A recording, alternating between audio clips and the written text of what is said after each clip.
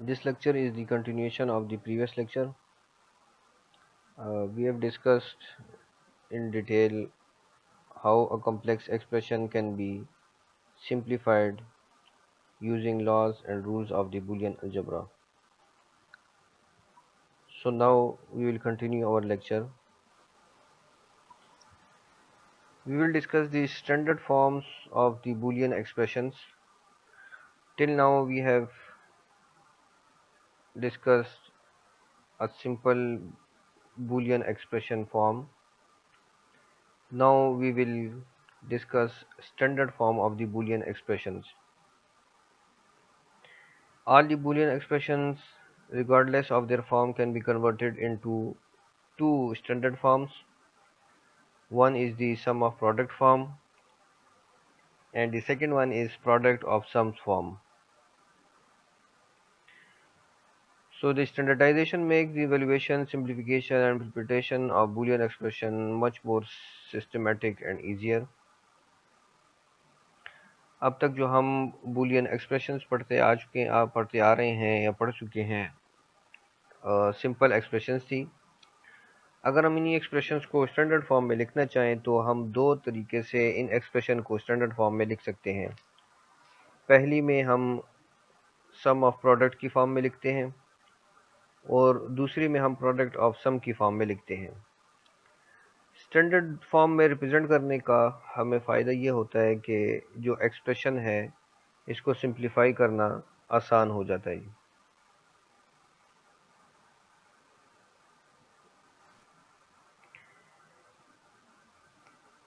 तो सम of product form में different terms हम लिखते हैं और डिफरेंट प्रोडक्ट टर्म्स को हम सम करके एक्सप्रेशन लिखते हैं for the sum of product form.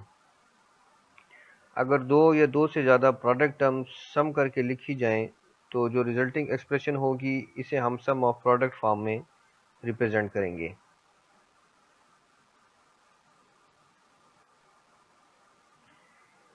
तो इस एग्जांपल में डिफरेंट सम ऑफ प्रोडक्ट्स हमें गिवन है. पहली एक्सप्रेशन में दो टर्म्स आपको नज़र आ रही हैं, शो हो रही हैं. A B plus A B C दो प्रोडक्ट टर्म्स हैं. ए बी और ए बी सी, इन दो प्रोडक्ट्स का टर्म को हमने सम करके आपस में लिखा हुआ है और ये सम ऑफ प्रोडक्ट फॉर्म में रिप्रेजेंट हो रही है. दूसरी जो एक्सप्रेशन है इसमें तीन टर्म्स हैं और तीनों टर्म्स को प्रोडक्ट की फॉर्म में लिखा हुआ है और फिर इनको आपस में सम किया हुआ है. जो थर्ड एक्सप्रेशन है इसमें भी दोबारा से तीन टर्म्स हैं. इन तीनों टर्म्स को प्रोडक्ट की फॉर्म में हमने सम करके लिखा हुआ है और ये सम ऑफ प्रोडक्ट की फॉर्म में हम टर्म्स लिख रहे हैं.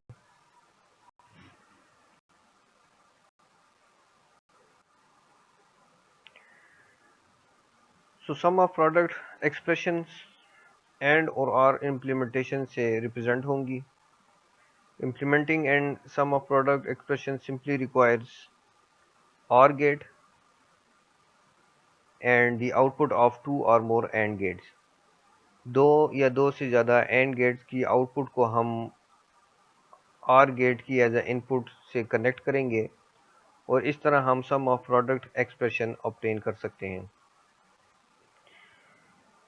तो हमें ये पहले से डिस्कशन में बात आ चुकी है कि प्रोडक्ट टर्म एंड ऑपरेशन से या एंड गेट से रिप्रेजेंट होगा और जो सम होगा एडिशन दो या दो से ज़्यादा प्रोडक्ट की, ये OR गेट या OR ऑपरेशन से प्रोड्यूस होगा.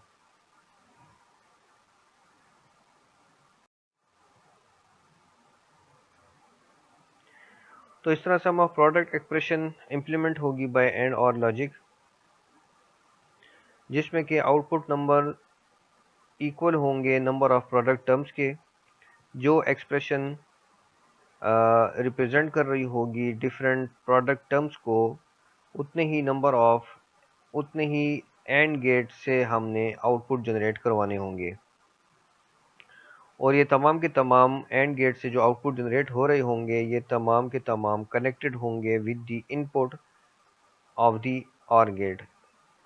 ऑर गेट से एज अ इनपुट जितनी भी ऑर गेट को इनपुट मिलेंगे ये तमाम एंड गेट्स के आउटपुट से कंबाइन होंगे, या एंड गेट की आउटपुट से जो भी रिजल्ट आ रहा होगा वो आर गेट की इनपुट के साथ कनेक्ट होगा।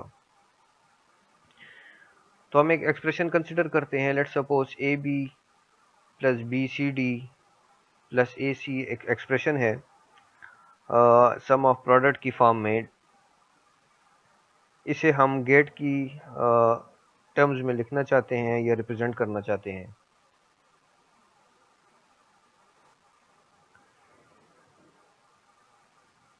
तो इस एक्सप्रेशन को A B plus B C D plus A C को हम in the form of gate represent करना चाहते हैं। तो 3 प्रोडक्ट टर्म्स हैं जिसमें कि पहली ए बी है, दूसरी बी सी डी है और जो थर्ड वन है वो ए सी है। तो इन 3 प्रोडक्ट टर्म्स को देखते हुए हम कह सकते हैं कि 3 एंड गेट यूज़ होंगे। पहला जो एंड गेट होगा वो ए और बी इसको इनपुट मिलेगी और इसका जो आउटपुट होगा वो ए बी की फॉर्म में होगा। दूसरी जो टर्म है वो गेट एंड गेट 2 से जनरेट होगी।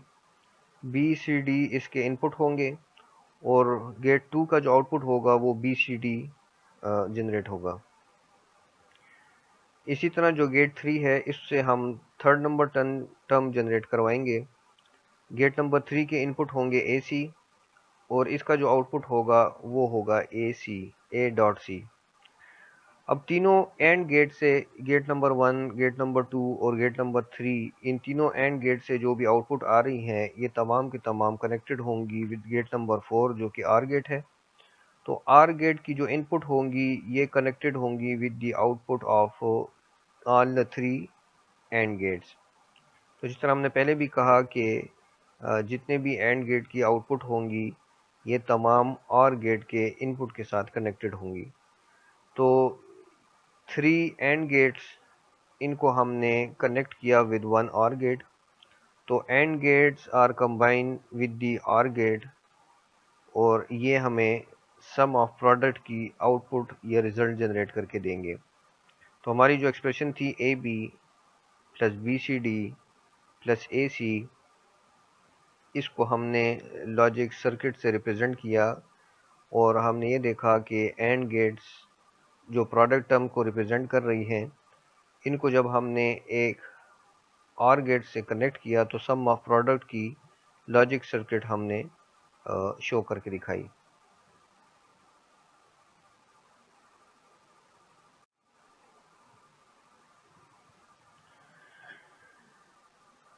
हम ये डिस्कस करेंगे कि जर्नल एक्सप्रेशन को सम ऑफ प्रोडक्ट फॉर्म में हम कैसे रिप्रेजेंट कर सकते हैं। तो हमें 3 टर्म्स गिवन हैं, 3 एक्सप्रेशंस गिवन हैं, एक्सप्रेशन ए, बी और सी। तीनों एक्सप्रेशन को हमने सम ऑफ प्रोडक्ट की फॉर्म में रिप्रेजेंट करना है। तो हमने इससे पहले डिस्कस किया कि जो सम ऑफ प्रोडक्ट फॉर्म है इसमें डिफरेंट प्रोडक्ट टर्म्स होंगी जो कि आपस में ऐड हो रही होंगी। तो अगर हम एक्सप्रेशन ए को देखें तो एक्सप्रेशन ए में एक प्रोडक्ट टर्म हमें नज़र आ रही है ए बी। इसके बाद जो सेकंड टर्म है उसमें बी मल्टीप्लाई हो रहा है ब्रैकेट के अंदर तमाम जितने भी 2 टर्म्स हैं। तो बी को हम मल्टीप्लाई कर देंगे तो जो हमें टर्म्स मिलेंगी वो मिलेंगी A B plus B C D plus B E F. तो इस तरह हम ये बता सकते हैं कि इस पूरी एक्सप्रेशन में हमारे पास 3 प्रोडक्ट टर्म्स हैं जो कि आपस में ऐड हो रही हैं या सम हो रही हैं। तो हमने गिवन एक्सप्रेशन को कन्वर्ट किया in the form of sum of product form. Expression B में ए प्लस बी मल्टीप्लाई हो रहा है B plus C plus D के साथ। ये सिंपली मल्टीप्लिकेशन है। ए को पहले B plus C plus D के साथ मल्टीप्लाई करेंगे, फिर बी को B plus C plus D के साथ मल्टीप्लाई करेंगे तो हमें जो आंसर या रिजल्ट मिलेगा वो मिलेगा A B plus A C plus A D plus B B plus B C plus B D की फॉर्म में। तो इस तरह हमें डिफरेंट प्रोडक्ट टर्म्स मिल रही हैं जो कि आपस में ऐड हो रही हैं और ये ऐड होकर सम ऑफ प्रोडक्ट की फॉर्म जनरेट कर रही हैं या रिप्रेजेंट कर रही हैं। जो तीसरी एक्सप्रेशन है एक्सप्रेशन सी, इसमें A plus B complement plus C whole complement.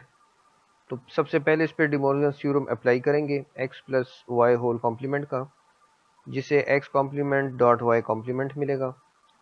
तो उसके ज़रिए A plus B complement whole complement बन जाएगा और सी पे कॉम्प्लीमेंट आएगा।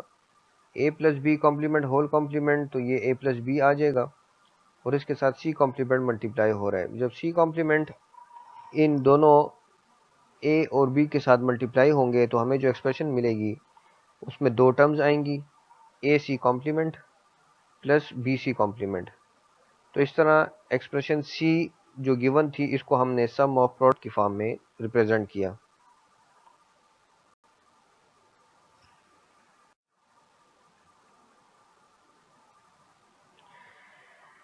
तो अब तक जो हमने सम ऑफ प्रोडक्ट फॉर्म डिस्कस की, इसमें different number of variables different terms में हमें देखने को मिले। हम किसी भी सम ऑफ प्रोडक्ट फॉर्म को या एक्सप्रेशन को standard sum of product form में रिप्रेजेंट कर सकते हैं। तो standard sum of product expression या standard sum of product form वो एक्सप्रेशन या वो फॉर्म होगी जिसमें कि हर टर्म में जो नंबर ऑफ वेरिएबल्स होंगे वो सेम होंगे या नंबर ऑफ वेरिएबल्स की क्वांटिटी सेम होगी। लेट सपोज अगर किसी एक्सप्रेशन में 3 वेरिएबल्स यूज हो रहे हैं यानी ए बी सी, और उसकी जितनी भी टर्म्स हैं 4 टर्म्स में है, तो हर टर्म में ए बी सी तीनों वेरिएबल्स आने चाहिए। तो ऐसी एक्सप्रेशन जिसमें कि हर टर्म में इक्वल नंबर ऑफ वेरिएबल्स होंगे उसे हम standard sum of product form कहेंगे। अब कोई भी एक्सप्रेशन स्टैंडर्ड फॉर्म में कैसे हम कन्वर्ट कर सकते हैं, तो इसके लिए जो रूल नंबर 6 है, A plus A complement equal to 1, इसको यूज करते हुए हम किसी भी नॉन स्टैंडर्ड फॉर्म को standard sum of product form में कन्वर्ट कर सकते हैं।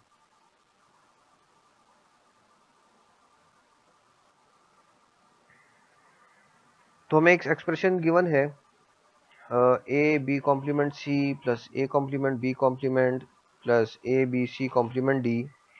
इस एक्सप्रेशन को हमने स्टैंडर्ड फॉर्म में कन्वर्ट करना है। तो इसके लिए हमने पहले कहा कि रूल नंबर 7 को यूज़ करते हुए ए प्लस ए कॉम्प्लीमेंट को यूज़ करते हुए हमने अपनी नॉन स्टैंडर्ड फॉर्म को स्टैंडर्ड फॉर्म में कन्वर्ट करना है।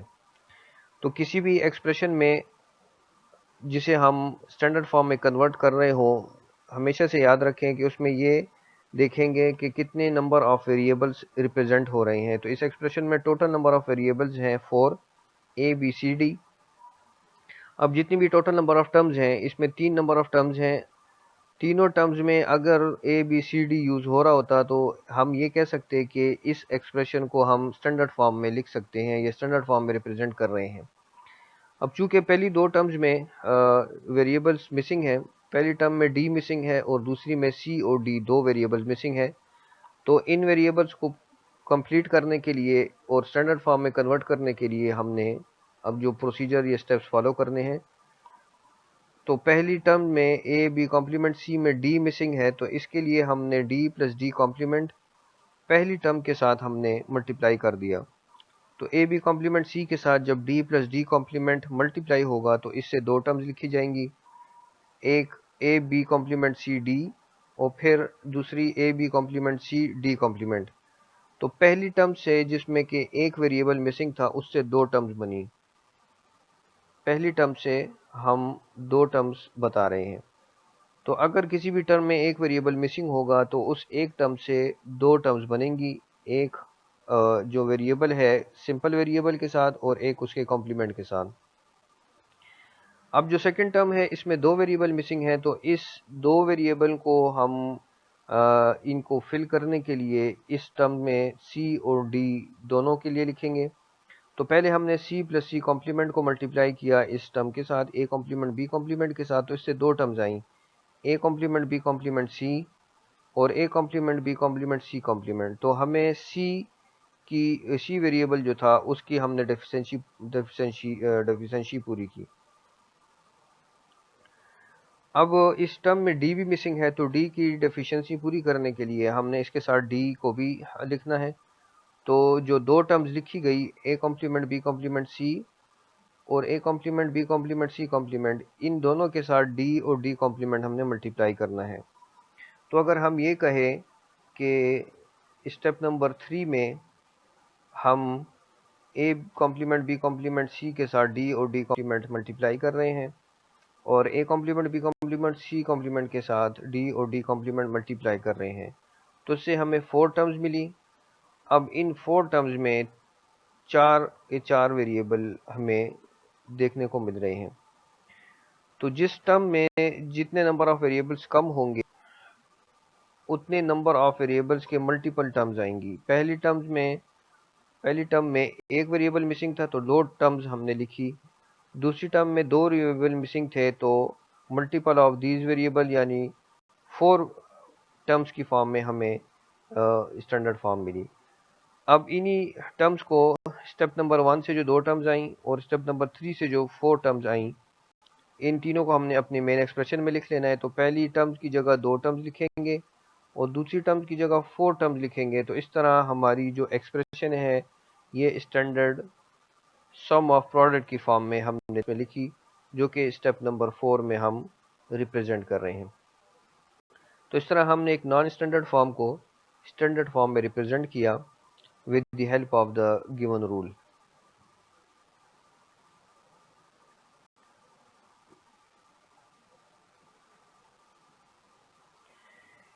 नेक्स्ट हमें एक एक्सप्रेशन गिवन है जो कि स्टैंडर्ड सम ऑफ प्रोडक्ट की फॉर्म में है। इसमें हमने ये चेक करना है कि जो सम ऑफ प्रोडक्ट एक्सप्रेशन है वो जो कि स्टैंडर्ड फॉर्म में है ये इक्वल टू 1 कब होगी। तो इस पूरी एक्सप्रेशन को हमने 1 के इक्वल लाना है। जो गिवन एक्सप्रेशन है इसको हमने 1 के इक्वल लाना है। तो इसको 1 के इक्वल लाने के लिए जो एक्सप्रेशन की जितनी टर्म्स हैं इसमें हर टर्म के हर वेरिएबल को या 1 वैल्यू देनी है या 0 वैल्यू देनी है। अगर तो वेरिएबल सिंपल है जिस तरह ए बी सी डी की फॉर्म में, तो सबको 1 वैल्यू दे देनी है। अगर कॉम्प्लीमेंट के बगैर है तो उसको वैल्यू 1 देंगे, अगर कॉम्प्लीमेंट के साथ है तो उसको वैल्यू 0 देंगे। तो 0 कॉम्प्लीमेंट 1 के इक्वल होगा। तो इस तरह तमाम टर्म्स एक्सप्रेशन में 1 हो जाएंगी। तो इस तरह ए बी सी डी में कोई कॉम्प्लीमेंट नहीं है तो सबको 1 1 दिया। दूसरी टर्म्स में 2 कॉम्प्लीमेंट है, बी कॉम्प्लीमेंट सी कॉम्प्लीमेंट, तो बी और सी को 0 वैल्यू दी तो इससे 1 1 आया। और 4 टर्म में चारों कॉम्प्लीमेंट्स हैं तो 4 0 हमने इनको वैल्यूज दी, चारों को 0 वैल्यूज दी। 0 कॉम्प्लीमेंट के लिए हमने इसको एक्सप्रेस किया इन द फॉर्म ऑफ 1। तो इससे जो लास्ट में हमें रिजल्ट मिला वो तीनों टर्म्स को जो हमने वैल्यूज दी उससे रिजल्ट हमें 1 मिला। तो इस तरह सम ऑफ प्रोडक्ट एक्सप्रेशन को हम 1 तब ला सकते हैं जबकि उसके वेरिएबल्स को हमने वैल्यू देनी होगी या 1 के इक्वल या 0 के इक्वल। नेक्स्ट बूलियन एक्सप्रेशन को रिप्रेजेंट करने के लिए जो सेकंड फॉर्म है ये प्रोडक्ट ऑफ सम की फॉर्म है। डिफरेंट सम टर्म्स को कंबाइन करके हमने इनका प्रोडक्ट लेना है और इस तरह प्रोडक्ट ऑफ सम को हमने रिप्रेजेंट करना है। So a sum term is defined as a term consisting of the sum of literals that may be variables or their complements. So whenever there are two or more sum terms which are multiplied, the resulting expression is a product of sum.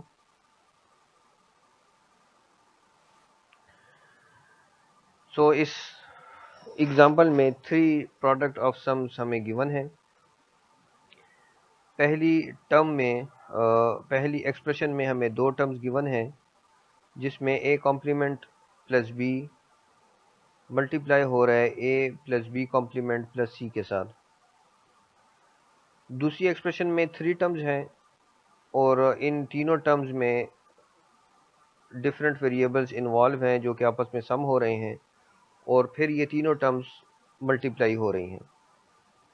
इसी तरह third expression given है, third expression में भी 3 terms हैं, ये सारी terms आपस में सम हो रही हैं और रिजल्टेंट इनका जो है वो आपस में मल्टीप्लाई हो रहा है। तो इस तरह हम डिफरेंट सम टर्म्स को कंबाइन करके प्रोडक्ट की फॉर्म में लिख सकते हैं। So how we can implement a product of sum expression in logic circuitry और logic gate form? तो हमें 3 टर्म्स गिवन है एक एक्सप्रेशन में। पहली टर्म है a प्लस बी, दूसरी टर्म है b plus C plus D और तीसरी टर्म है a प्लस सी। इन तीनों टर्म्स के लिए हमने 3 गेट्स यूज़ करने हैं। तो पहले गेट में a और b इनपुट हैं, तो इससे a प्लस बी आउटपुट आएगा। दूसरी टर्म्स में जो गेट नंबर 2 से पास हो रही है 3 इनपुट्स बी सी डी, इसके आउटपुट से आएगा B plus C plus D. और तीसरी टर्म्स के लिए हमने गेट नंबर 3 यूज़ किया जिसके इनपुट है ए सी और इसका आउटपुट आएगा ए प्लस सी। इन तीनों और गेट के जो आउटपुट हैं इनको हमने as a input gate number 4 जो कि एंड गेट है उसके साथ कनेक्ट करना है और इस तरह हम प्रोडक्ट ऑफ सम को रिप्रेजेंट कर सकते हैं इन the form of logic gates.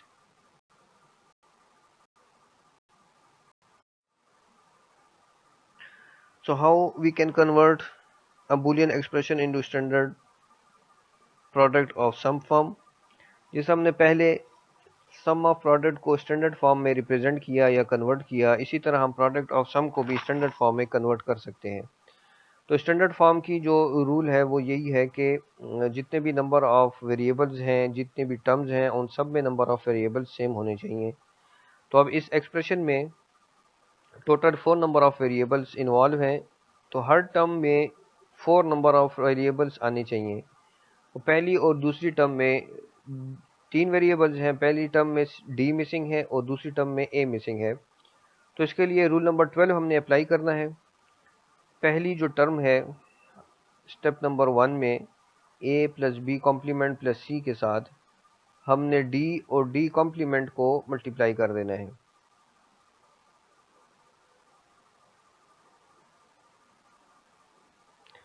तो इस एक टर्म से 2 टर्म्स लिखी जाएंगी, A plus B complement plus C plus D की फॉर्म में, और दूसरी टर्म लिखी जाएगी A plus B complement plus C plus D complement की फॉर्म में। तो जो मिसिंग टर्म थी डी, वो in the form of D and D complement लिख ली गई फॉर दी फर्स्ट टर्म। जो सेकंड टर्म है इसमें ए मिसिंग है, तो इसी तरह वही रूल अप्लाई करेंगे। पहले इस टर्म को हमने ए के साथ लिखना है, तो A plus B complement C plus D complement लिखेंगे, और दूसरी दफ़ा हमने A complement plus B complement C plus D complement की फॉर्म में लिखेंगे। तो इस टर्म में ए और ए कॉम्प्लीमेंट दोनों को हमने इन्वॉल्व किया, और इन दोनों टर्म्स को स्टेप नंबर 1 की जो 2 टर्म्स आई और स्टेप नंबर 2 की जो 2 टर्म्स आई हमने मेन एक्सप्रेशन में पुट है, और स्टैंडर्ड प्रोडक्ट ऑफ सम की फॉर्म में हमने इसको रिप्रेजेंट कर देना है।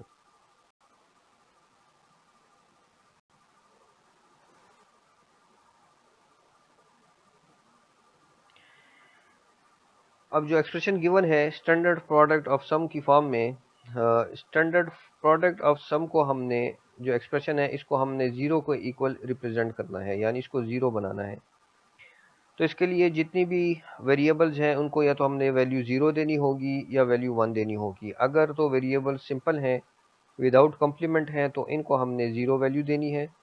तो पहली टर्म में जितने भी वेरिएबल्स हैं ये सारे विदाउट कॉम्प्लीमेंट हैं, तो इनको हमने सबको 0 वैल्यू दी, तो जो लास्ट में इसका रिजल्ट आया वो 0 आया।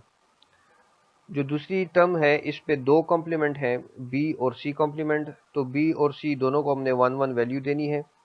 तो 1 का कॉम्प्लीमेंट 0 के इक्वल होगा, तो ये जब सब आपस में ऐड होंगे तो इससे 0 रिजल्ट आएगा। थर्ड टर्म में 4 कॉम्प्लीमेंट्स हैं। इन 4 कॉम्प्लीमेंट्स को दोबारा से इन 4 वेरिएबल्स को हमने 1 1 वैल्यू देनी है। तो जब 1 का कॉम्प्लीमेंट लिखेंगे तो रिजल्ट हमारा फिर से 0 आएगा, और जो फाइनल रिजल्ट आएगा इन तमाम टर्म्स को जो भी वैल्यूज़ हमने दी 1 और 0, जब तमाम ज़ीरोज़ को हमने आपस में मल्टीप्लाई किया तो लास्ट में जो रिज़ल्ट आया वो 0 आया। तो इस तरह हम स्टैंडर्ड प्रोडक्ट ऑफ सम को इक्वल कर सकते हैं 0 के साथ। इसके लिए हमने हर वेरिएबल को या तो 1 वैल्यू देनी होगी या 0 वैल्यू देनी होगी।